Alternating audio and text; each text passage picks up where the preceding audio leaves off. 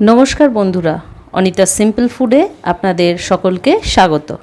देखते पाच्छेन आमी एकटा माछ निये नियेछि। एई माछटा हलो शार्डिंग माछ। शार्डिंग माछ बड़ो साइजेर छिलो, सेखान थेके आमी किछुटा निये एसे भालो करे धुए नुन हलुद और एकटु गोलमरिचेर गुঁড়ो माखिए रेखे दिएछि। और तार साथे निये नियेछि एकटु पेंयाज कुचि और कयेकटा लेबुर पाता। एटा गंधराज लेबुर पाता, जेहेतु एटा एकटा सामुद्रिक माछ ताई एकटु लेबुर पाता दिले सुंदर गंध आसे। और तार साथे नियेछि आदा रसुन और काँचा लंकार एकटा पेस्ट, कुचि करे राखा किछुटा टमेटो, धने पाता।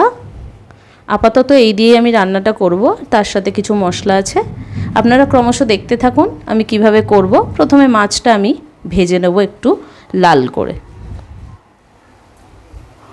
অন্যদিকে আমি গ্যাসে কড়াই বসিয়ে দিয়েছি, দিয়ে তাতে দিয়ে দিয়েছি বেশ কিছুটা সরষের তেল। এবার দিয়ে দেব নুন হলুদ মাখানো মাছগুলো,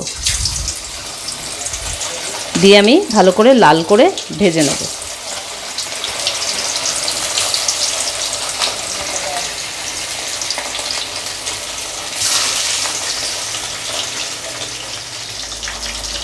মাছগুলো ভাজা হয়ে গেছে লাল করে, এবার আমি তুলে নেব। মাছ ভাজার পর ওই তেলেই একটু দিয়ে দেব গোটা জিরে ফোড়নের জন্য।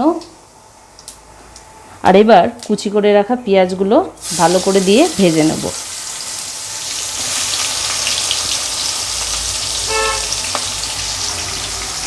পেঁয়াজগুলো খুব ভালো করে লাল করে ভেজে নেব।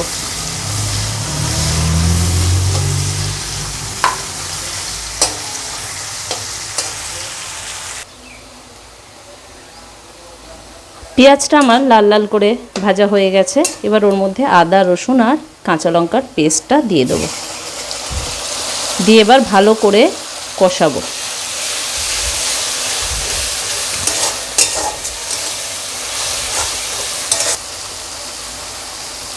দেখুন মশলা থেকে তেল ছেড়ে দিয়েছে আর কাঁচা গন্ধটাও অনেকটা চলে গেছে।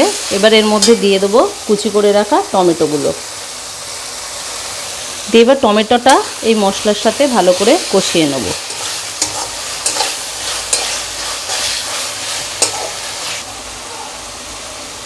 এবার আমি দিয়ে দেব নুন। এটা একটু সামুদ্রিক মাছ, একটু নোনতা হয়, নুনটা আপনারা বুঝে শুনে দেবেন। তার সাথে দিয়ে দেব হলুদ গুঁড়ো, জিরে গুঁড়ো, ধনে গুঁড়ো আর বেশ কিছুটা কাশ্মীরি লাল মির্চ। আমি কাঁচা লঙ্কা বেটে দিয়েছি, তাই জন্যে আর অন্য লঙ্কা দেব না।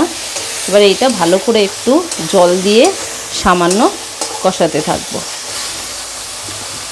আর দিয়ে দেবো কয়েকটা দানা চিনি। এবার জল দিয়ে একটু কষাতে থাকবো।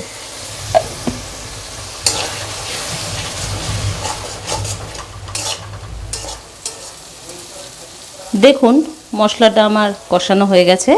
এবার আমি গ্রেভির জন্য এর মধ্যে দিয়ে দেবো জল।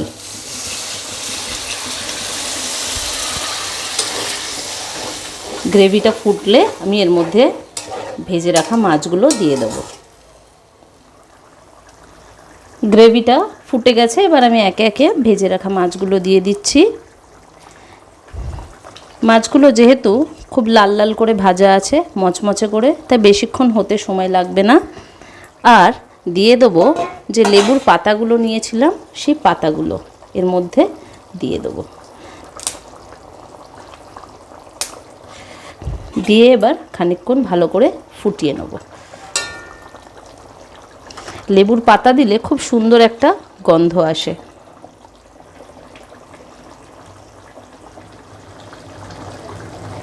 এবার আমি গ্যাসটা বন্ধ করে দেবো।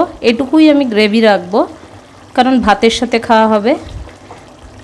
ওপর থেকে একটু ধনেপাতা কুচি দিয়ে দিলাম।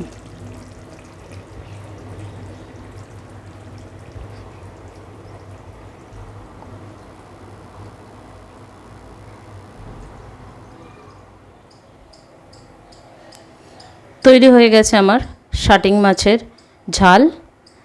এইভাবে আপনারা বাড়িতে বানিয়ে খেয়ে দেখবেন, খুবই ভালো লাগবে। আর আমাকে অবশ্যই কমেন্ট করে জানাবেন যে কেমন লাগলো। আর আপনাদের যদি আমার এই রেসিপিটি ভালো লেগে থাকে তাহলে অবশ্যই আমার চ্যানেলটি সাবস্ক্রাইব করতে ভুলবেন না, আর তার সাথে পাশের বেল নোটিফিকেশানটা প্রেস করে দেবেন। নমস্কার।